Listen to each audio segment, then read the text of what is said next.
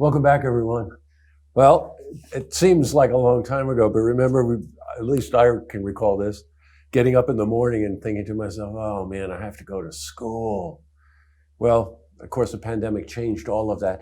And it changed it in some ways that were obvious to a lot of people, and of course, changed it in some ways that were not so obvious and actually a lot more serious.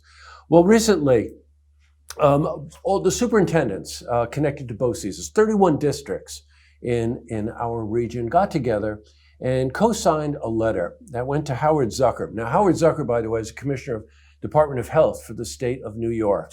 And it's regarding a subject that really needs attention and something that I know you're going to want to know more about. So I asked one of the superintendents, Dan Ward, he's the superintendent of the Fort Edward Union Free District, to join me today to go over this letter and talk to him personally about some of the concerns. He's an educator, and you can't get any closer to the truth than that. So first, welcome, Dan. Really nice to have you here.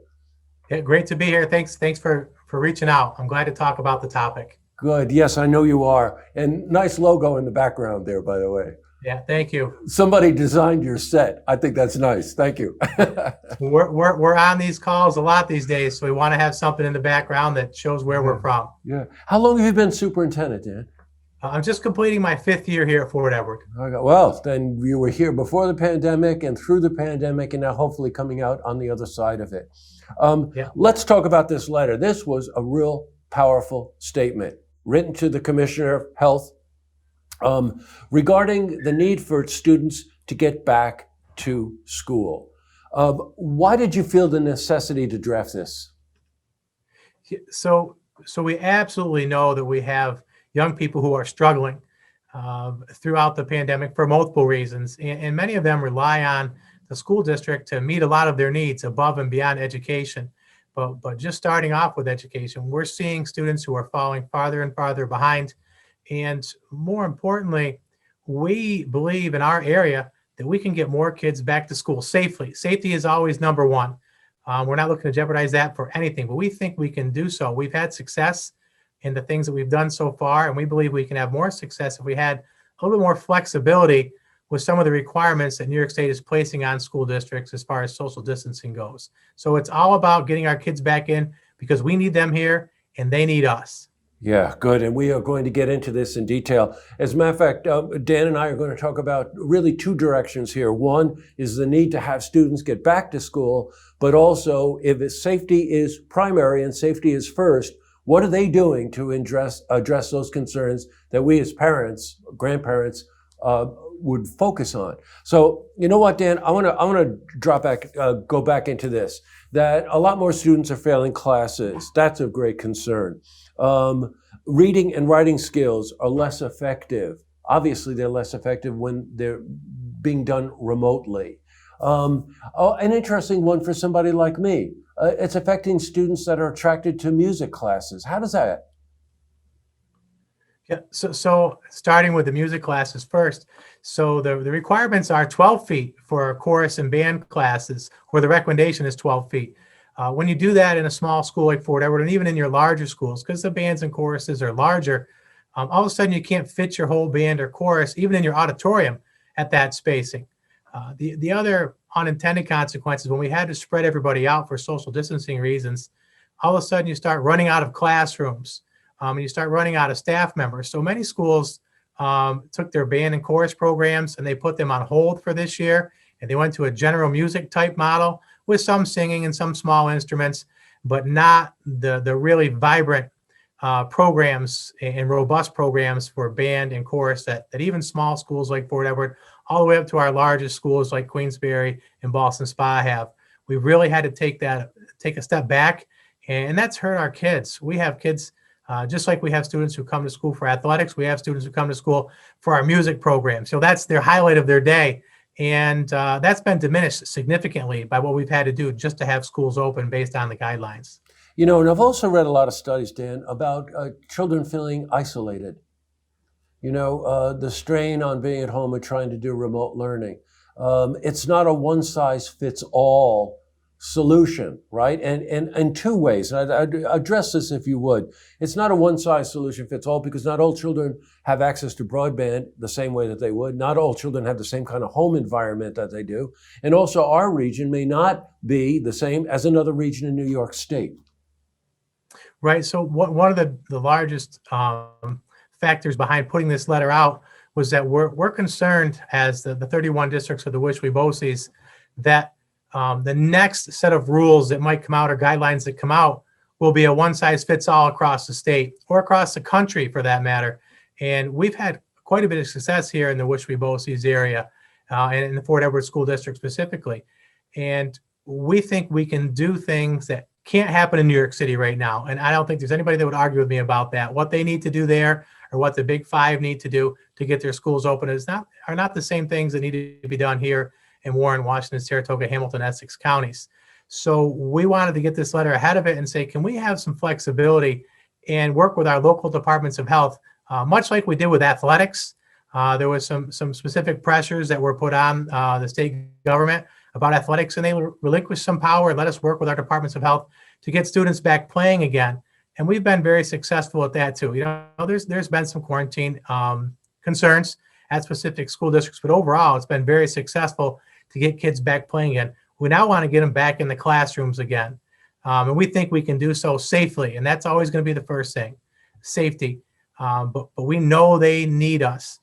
Many of our students do not have, like you said, broadband at home. Even if it's available to them where they live, we start talking about differences in equity. We have students whose families can afford to have broadband at home. We have students whose families cannot. And our school districts are providing hotspots. Some are paying for cable internet for their students. But there are some people who just live in geographic areas where it is not reliable internet, if there's any at all. And so those students have no way to connect with school and any of the services that are provided there.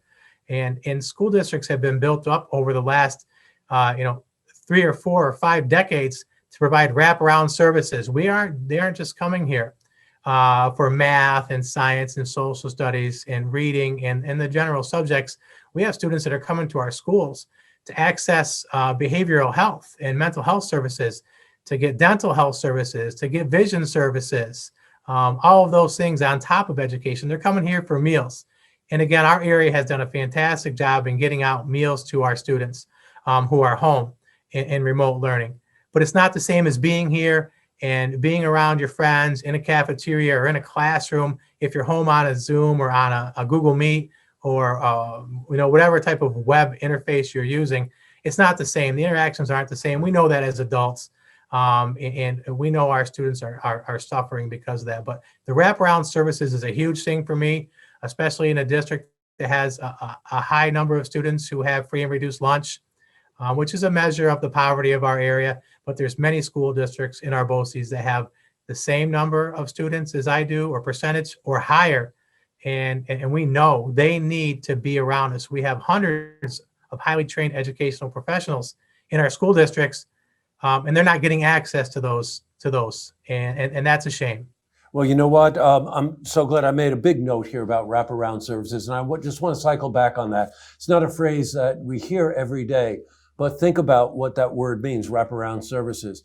There are students who live in broken homes. There are students that are subject, I'm sorry, it's the 800-pound gorilla in the room, but are subject to physical abuse. There are children that need eyeglass services. There are children that need meals.